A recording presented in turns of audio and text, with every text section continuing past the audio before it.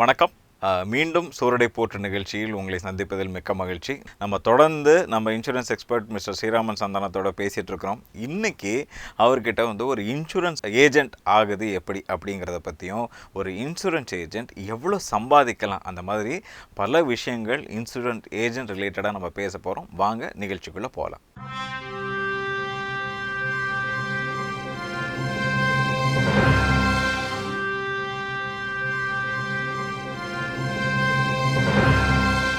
ஒருத்தர் ஒரு எந்த பின்புலமுமே இல்லாமல் இன்சூரன்ஸ்குள்ளே வரணும் அப்படின்னா நீங்கள் ஏஜெண்ட் ஆகணும் அப்படின்னு சொன்னீங்க இல்லையா? ஸோ அதுக்குண்டான எக்ஸாம்ஸ் எப்படி, என்ன மாதிரி ப்ரிப்ரேஷன் பண்ணணும், எப்படி ஆக முடியும்? ஸோ இது பார்த்திங்கன்னா உங்களுக்கு ஐஆர்டிஏ ஒரு எக்ஸாம் கண்டக்ட் பண்ணுறாங்க. ஓகே, நீங்கள் எந்த இன்சூரன்ஸ் கம்பெனியில் ஏஜென்ட் ஆக போகிறீங்க அது ஃபஸ்ட்டு சூஸ் பண்ணணும். நான் சொன்ன மாதிரி லைஃப் இன்சூரன்ஸ், ஜென்ரல் இன்சூரன்ஸ் 2 இருக்குது.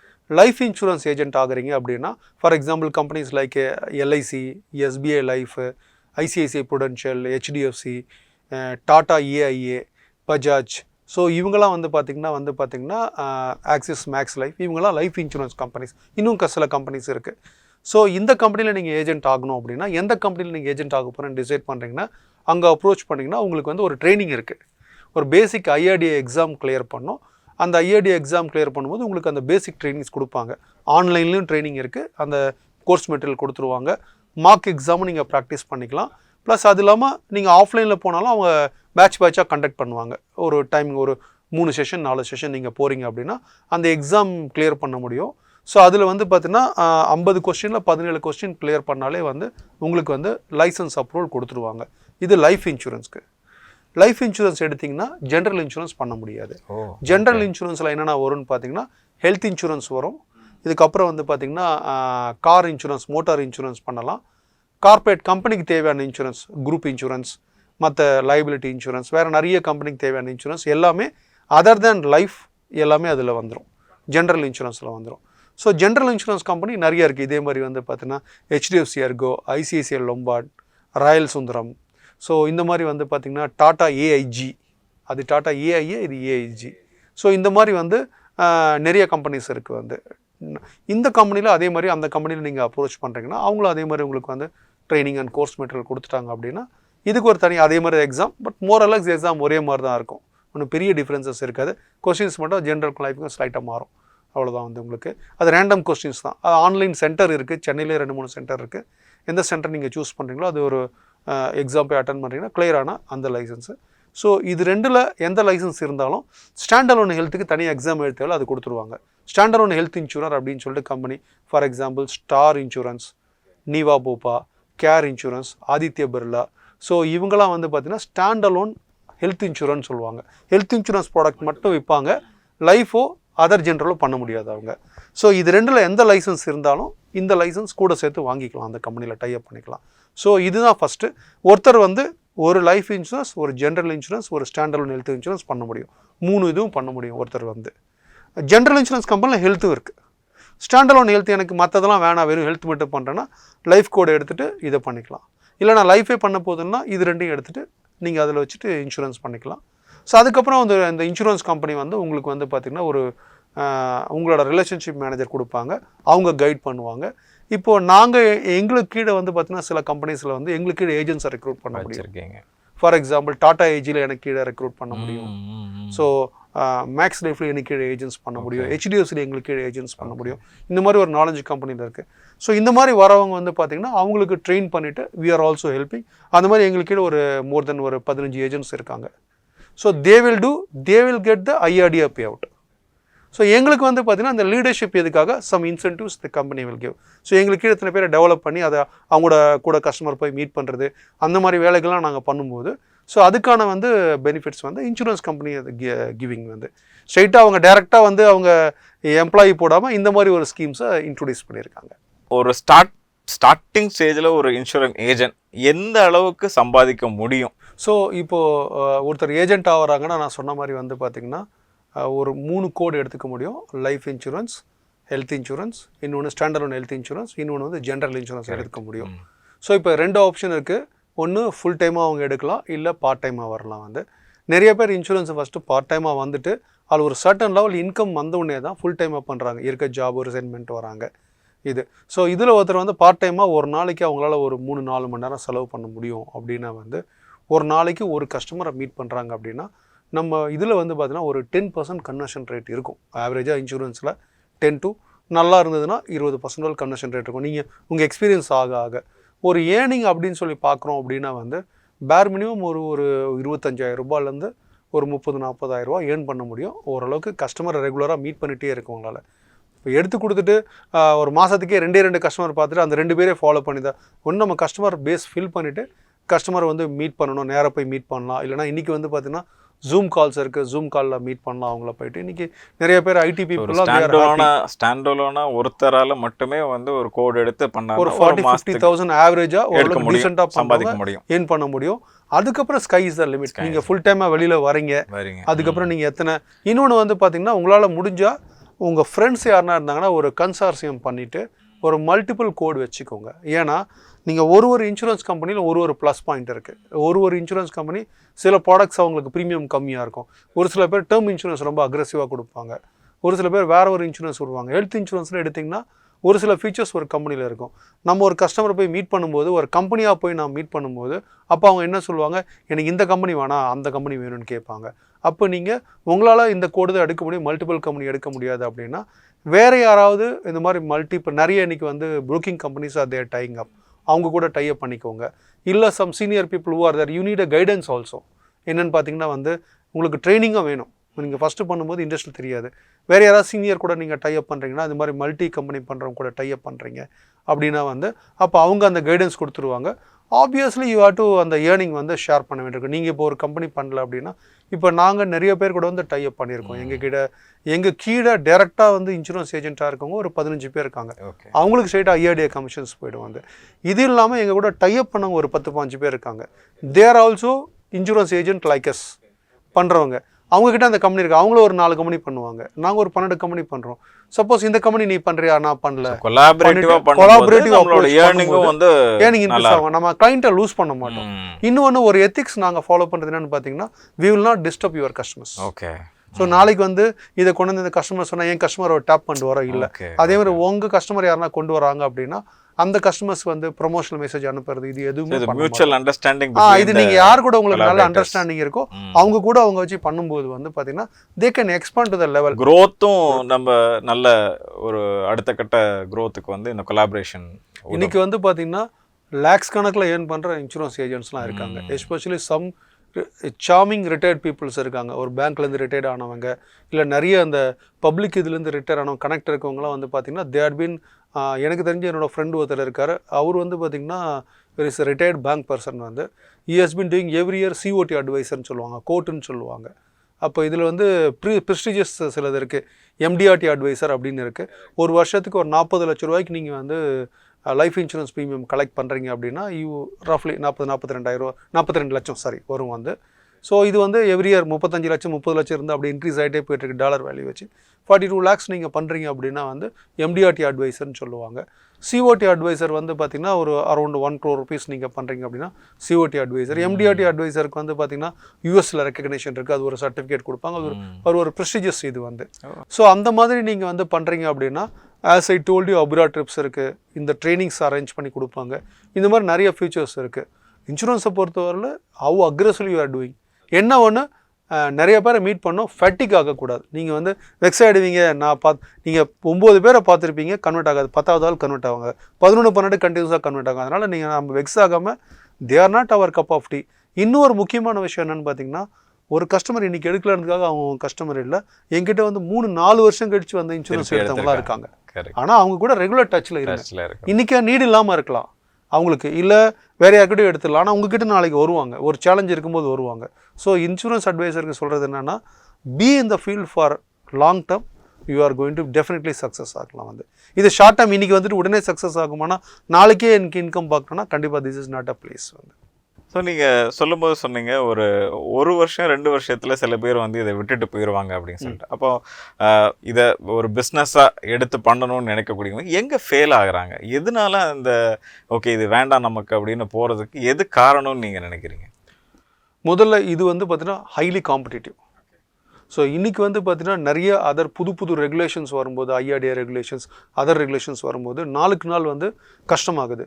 அதே மாதிரி இந்த ஃபீல்டில் வந்து பார்த்திங்கன்னா இன்கம்ஸ் ஒரு 10 வருஷத்துக்கு முன்னாடி ஒரு இன்சூரன்ஸ் ஏஜென்ட்க்கு வந்த இன்கம் இன்றைக்கி இருக்கானா இல்லை.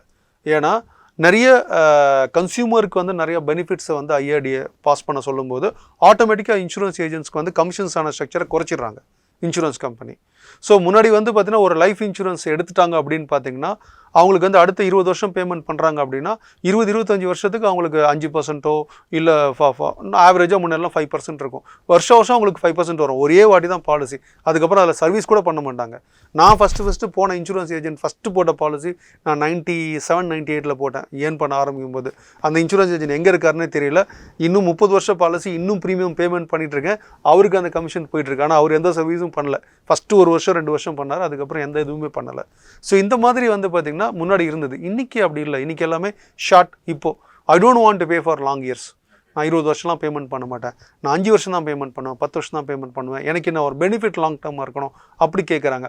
அப்படி இருக்கும்போது இன்சூரன்ஸ் கம்பெனி அந்த மாதிரி ப்ராடக்ட்டை லான்ச் பண்ணிவிட்டு உங்களோட கமிஷன் ஸ்ட்ரக்சர்ஸை குறைச்சிடுறாங்க. இப்போ வந்து ஃபஸ்ட் இயரில் மட்டும் ஒரு கமிஷன்ஸ் வரும். அதுக்கப்புறம் செகண்ட் இயர் தேர்ட் இயர்லாம் உங்களுக்கு அதே கமிஷன்ஸ் இருக்காது. 1% அந்த மாதிரி வரும்னு வச்சுக்கோங்களேன். அப்போ என்ன ஆகுது அப்படின்னு பார்த்தீங்கன்னா அந்த கமிஷன்ஸும் கம்மியாக இருக்கும்போது அவங்க சர்வீசஸும் ப்ராப்பராக பண்ண மாட்டேங்கிறாங்க. ஸோ அந்த முதல்ல ஒரு கஸ்டமர் பிஸ்னஸ் எடுக்கும்போது ஒரு ஆர்வம் காட்டுறாங்க. அது சர்டன் லெவல் நம்ம டேட்டா பேஸ் அந்த லிஸ்ட்டு இல்லைன்னா ஃபஸ்ட்டு எல்லாருமே என்ன பண்ணுவாங்க, நோன் சர்க்கிள் அந்த சொந்தக்காரங்க தெரிஞ்சவங்கள பண்ணுவாங்க. இங்கே நிறைய ரிஜெக்ஷன்ஸ் வரும். நான் சொன்ன மாதிரி ரிலேட்டிவ்ஸ் கிட்டேருந்து வந்து ஒரு 10 பேரில் ஒருத்தர் தான் ரிலேட்டிவ்ஸ் கிட்ட சக்ஸஸ் ஆவாங்க. 9 பேர் ரிலேட்டிவ்ஸ் கிட்ட ஃபெயிலியர் தான் ஆவாங்க. ஏன்னா ரிலேட்டிவ்ஸ் கிட்ட கொடுக்க மாட்டாங்க. 2 காரணம் நான் சொன்னேன். இந்த பர்சனல் இன்ஃபர்மேஷன் ரிவீல் பண்ணி யாரும் பண்ணுறதில்ல. 2வது நம்ம இவங்களுக்கு கொடுக்கணுமா, ஏன் இவங்களுக்கு கொடுக்கணுன்ற ஒரு திங்கிங்கும் இருக்கும் வந்து. ஸோ அது வந்து how good you are maintain the relationship with the family, other close and long family members, அதை பேஸ் பண்ணியிருக்கு. ஸோ இதனால் என்ன ஆகுதுன்னா செகண்ட் இயர் தேர்ட் இயரில் அவங்களால பிஸ்னஸ் கொடுக்க முடியறதில்ல. ஃபஸ்ட் இயர் கூட ஒரு ஏதோ பண்ணி தெரிஞ்சவங்கள ஒரு 8 பிஸ்னஸ் எடுத்து வந்து கொடுத்துருவாங்க.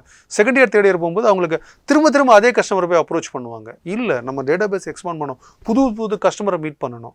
இதில் இன்சூரன்ஸ் இண்டஸ்ட்ரியில் கன்வர்ஷன் ரேட் வந்து 10% தான். 10 பேரை நீங்கள் மீட் பண்ணால் 1 சூப்பராக பண்ணும்போது உங்களோட கன்வர்ஷன் ரேட் இன்க்ரீஸ் ஆக தான் உங்களுக்கு வந்து இது ஆகும். ஸோ இன்றைக்கி வந்து பார்த்தீங்கன்னா ஒரு 30% கன்வர்ஷன் ரேட் இருந்தால் தான் லாங் டேர்மில் சர்வே ஆக முடியும். அந்த 30% உங்களுக்கு கன்வர்ஷன் ரேட் வேணும்னா ப்ராடக்ட் நாலேஜ் வேணும். லேர்ன் பண்ண தயாராக இல்லை. புது ப்ராடக்ட் வருது அப்படின்னா ப்ராடக்ட்டை பற்றி லேர்னிங்கிட்டே இருக்கணும். புதுசாக ப்ராடக்ட் வரும்போது அதுக்கான ட்ரைனிங்ஸ் கொடுப்பாங்க. இன்சூரன்ஸ் கம்பெனி போய் ட்ரைனிங் அட்டன் பண்ணணும். 5 வருஷத்துக்கு முன்னாடி அட்டன் பண்ண ட்ரைனிங் வச்சு இன்றைக்கி வர ப்ராடக்ட். ஏன்னா புதுசாக லான்ச் பண்ணுறாங்க. மார்க்கெட்டில் எப்படி புதுசாக 2 வீலர் வருது, கார் வருது, அதே மாதிரி இன்சூரன்ஸ் கம்பெனி விதவிதமாக ப்ராடக்ட் லான்ச் பண்ணுறாங்க. ஆனால் நம்ம ஒரு கம்பெனி போய் பேசும்போது நம்ம பண்ணாத ஒரு கம்பெனியை கஸ்டமர் கேட்பாங்க. நீங்கள் HDFCன்னு போய் பேசுகிறீங்க, எனக்கு ICICIயில் அதை கொடுன்னுவாங்க. அதோட பேசிக் நாலேஜ் உங்களுக்கு இருக்கணும். இல்லைனா செக் பண்ணிட்டாவது சொல்ல தெரிகிற அளவுக்கு நமக்கு நாலேஜ் இருந்தால் தான் இதில் லாங் டேர்ம் சர்வே பண்ண முடியும். இது ஒரு ரீசன் வந்து நம்ம இது ஒரு as I told you house ஒய்ஃப்ஸாக இருக்குவாங்க, ரிட்டையர்ட் பீப்புள் நிறைய பேர் இதுக்கு வராங்க. அவங்களாம் புதுசாக லேர்ன் பண்ணுறதுக்கு எல்லாரும் அவ்வளோ அக்ரெசிவாக லேர்ன் பண்ணுவாங்களா? அந்த லேர்னிங் ஏஜுங்கிறது வந்து கொஞ்சம் ஒரு 35-40 வயசுக்கு அப்புறம் அந்த லேர்னிங் லெவல் கொஞ்சம் குறைஞ்சிரும். வந்து புதுசாக போய் கற்றுக்கணுமா, இதை போய் லேர்ன் பண்ணணுமான்னு ஒரு இது ஒரு லேசினஸ் ஒன்று வரும் அந்த இதில். இதுவும் ஒரு ரீசன் வந்து இதில் வந்து புதுசாக வர ப்ராடக்ட்டு கம்பெனிஸ் என்னென்ன ஸ்கீம்ஸ் கொண்டு வராங்க, அதில் என்ன பெனிஃபிட்ஸ் இருக்குது அதெல்லாம் தெரிஞ்சதான். ஏன்னா இந்த கஸ்டமர்ஸ் இன்றைக்கி வந்து கஸ்டமருக்கு மார்க்கெட்டில் ஈஸியாக ஆன்லைனில் எல்லாம் அவைலபிளாக இருக்குது. இதில் அரைக்குறையாக தெரிஞ்சுக்கிறாங்க நிறையா. அவங்களுக்கு ஃபுல் இன்ஃபர்மேஷன் தெரியாது. ஆனால் நம்ம போய் உட்காரும்போது எல்லாம் தெரிஞ்ச மாதிரி பேசுவாங்க. ஸோ அவங்ககிட்ட நீங்கள் ரைட் கொஸ்டின்ஸ் கேட்கலன்னா அவங்க முன்னாடி நம்ம ஃபுல் ஆகிட்டு வரும். நீங்கள் என்ன சொன்னாலும் ஒரு அதுக்கு ஒன்று சொல்லிடுவாங்க. அதில் முக்கால்வாசி அரைக்குறையாக தெரிஞ்சு வச்சுருப்பாங்க. ஃபுல் இன்ஃபர்மேஷன்ஸ் அவங்கக்கிட்ட இருக்காது. பட் அவங்களால ஆன்சர் பண்ணி உங்களுக்கு கன்வின்ஸ் பண்ண தெரியணும். அதை லாக் பண்ணுற மாதிரி கொஸ்டின்ஸ் உங்களுக்கு கேட்க தெரியல அப்படின்னா தென் இந்த இண்டஸ்ட்ரியில் கொஞ்சம் சர்வே பண்ணுறது கஷ்டம் தான் வந்து. ஏன்னா இன்றைக்கி மார்க்கெட்டில் நிறைய நியூ இன்ஃபர்மேஷன்ஸ் அவைலபிளாக இருக்குது இன்சூரன்ஸை பற்றி வந்து. இந்த இன்சூரன்ஸ் ஏஜென்ட்ஸுக்கு வந்து நம்ம இன்றைக்கி வந்து நீங்கள் ஒரு பர்சன்டேஜ் சொன்னீங்க, ஒரு இன்கம் எக்ஸ்பெக்ட் பண்ணலான்னு. இப்போ அவங்களுக்கு இன்கம் மட்டும்தானா, இல்லை உங்களுக்கு வந்து ஒரு கம்பெனி வந்து டார்கெட் கொடுக்குமா? இந்த இந்த இந்த 6 மாதம் இந்த குவார்ட்டருக்குள்ளால நீங்கள் இத்தனை இன்சூரன்ஸ் செல் பண்ணிக்கணும், இந்த ப்ராடக்ட் செல் பண்ணால் அப்படி ஏதாவது டார்கெட் கொடுப்பாங்களா? அந்த டார்கெட்டை கம்ப்ளீட் பண்ணால் அந்த பர்டிகுலர் ஏஜென்ட்ஸுக்கு ஏதாவது எக்ஸ்ட்ரா பெனிஃபிட் இருக்கா? இன்சூரன்ஸ் ஏஜென்ட்ஸ்க்கு வந்து பார்த்திங்கன்னா இன்றைக்கி மேக்ஸிமம் ப்ரைவேட் இன்சூரர் எல்லாருமே வந்து அது லைஃப் இன்சூரன்ஸோ இல்லை ஹெல்த் இன்சூரன்ஸோ நிறைய ஸ்கீம்ஸ் பண்ணுறாங்க. எஸ்பெஷலி இந்த JFM சொல்லுவாங்க, ஜான் ஃபெப்ரவரி மார்ச் தான் மேஜராக நிறைய பேர் வந்து சேவிங்ஸ் பண்ணுவாங்க. இந்த இன்வெஸ்ட்மெண்ட் இல்லை இன்சூரன்ஸ் எடுக்கிறதெல்லாம் பண்ணுவாங்க. இது எதனால் இது ஆச்சு அப்படின்னு பார்த்தீங்கன்னா முன்னாடி வந்து நிறைய டேக்ஸ் பெனிஃபிட்ஸ் இருந்தது. இதில் வந்து செக்ஷன் 80C 80Dன்னு இருக்கும்போது அந்த எல்லாருமே அந்த டிசம்பர் ஜனவரியில் தான் முழிச்சுப்பாங்க, நிறைய இன்வெஸ்ட் பண்ணுவாங்க. இன்றைக்கி இந்த நியூ டேக்ஸ் ஸ்ட்ரக்சர் வந்தோடனே அதெல்லாம் கொஞ்சம் கொஞ்சமாக அப்படியே குறைஞ்சிட்டே வருது. ஸோ அதனால் எப்போவுமே அந்த ஜேஎஃப்எம் நிறைய கான்டாஸ்ட் போடுவாங்க. டிபெண்ட்ஸ் என்ன வால்யூம் பண்ணுறீங்க. அதே மாதிரி ஆனுவல் கிளப் அப்படின்னு இருக்குது எல்லா இன்சூரன்ஸ்லையும். So bronze club, silver club அப்படின்றது நீங்கள் வர கிளப்புக்கு ஏற்ற மாதிரி உங்களுக்கு வந்து பெனிஃபிட்ஸ் வந்து வித்தின் இங்கே கான்ஃபரன்ஸ் நடக்கும் 1 day, இல்லைனா இந்தியாவுக்குள்ளே எங்கேயாவது டூர்ஸ் கூப்பிட்டு போவாங்க, அப்ராட் டூர்ஸ் கூப்பிட்டு போவாங்க. இந்த மாதிரி இருக்குது வந்து கிளப்னு இருக்குது. அதுக்கப்புறம் short term 3 month contest, 1 month கான்டெஸ்ட்னு போடுவாங்க. சர்டன் வால்யூம்ஸ் பண்ணும்போது வந்து உங்களுக்கு வந்து இந்த மாதிரி பெனிஃபிட்ஸ் இருக்குது. இதில் வந்து ஒரு பர்டிகுலர் கம்பெனியில் அந்த ஒரு கம்பெனியில் அவ்வளோ வால்யூம் பண்ணணும் இது. ஸோ இதை பேஸ் பண்ணி இவங்களுக்கு அந்த ஃபியூச்சர் பெனிஃபிட்ஸ்லாம் இருக்குது. சம்படி இன்றைக்கி பார்த்திங்கன்னா வந்து நல்லா பண்ணுற இன்சூரன்ஸ் ஏஜென்ட்ஸ் வந்து கிட்டத்தட்ட வந்து ஒரு என்னோடய ஃப்ரெண்டு ஒருத்தர் இருக்கார். அவர் கிட்டத்தட்ட வந்து ஒரு 25 கண்ட்ரிக்கு மேலே போயிருக்கார். ஒரு வருஷத்துக்கு 3 ட்ரிப்பு போவார். ஓகே, ஆல்மோஸ்ட் லாஸ்ட் 10 வருஷம் மேலே அவர் கம்ப்ளீட் எக்ஸ்பென்ஸ் வந்து அவங்க வந்து. ஸோ இன்சூரன்ஸ் கம்பெனியில் வந்து பார்த்தீங்கன்னா ஈவன் வி வென்ட் ஃபார் 2 வாட்டி யூரோப் போயிருக்கோம் வந்து. இங்கே நீங்கள் ஏர்போர்ட், இங்கேருந்து ஏர்போர்ட் போகிறது நம்ம செலவு. அதுக்கப்புறம் வந்து பார்த்திங்கன்னா திரும்ப ஏர்போர்ட்லேருந்து நம்ம வீட்டுக்கு வரது செலவு. அதர்வைஸ் அந்த இது ஃபுல்லாகவே வந்து பார்த்திங்கன்னா வந்து ஏன்னா சீனியர் லெவல் கிளப் அட்வைஸராக இருக்கும் ஒரு one of the leading insurance கம்பெனியில். கம்ப்ளீட்டாக அந்த ஒரு 4-5 நாள் we went to Spain, Barcelona போயிருந்தோம் ஒரு ட்ரிப்பு. அப்புறம் நெதர்லாந்து போயிருந்தோம் ஒரு ட்ரிப்பு. அப்புறம் என்னோட பார்ட்னர் வந்து அபுதாபி ஒரு ட்ரிப்பு போயிருந்தார் வந்து.